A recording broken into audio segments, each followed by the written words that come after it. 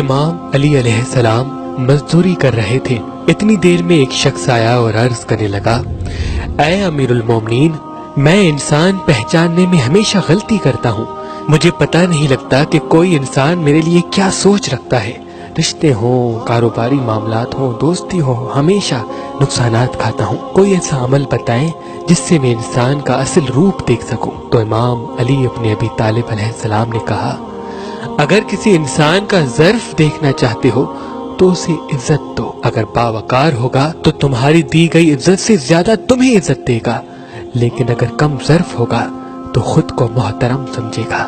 اور اگر یہ دیکھنا چاہتے ہو کہ یہ انسان تمہارے لیے بہتر ہے یا بدتر، تمہارے لیے کیا سوچ رکھتا ہے، تو ایک مرتبہ سورہ نصر پڑھ کے اس کی آنکھوں میں دیکھو۔ اگر اس کا چہرہ مسلسل شادمان رہے، مطمئن رہے، تو سمجھ لینا یہ انسان تمہارے لیے بہتر ہے۔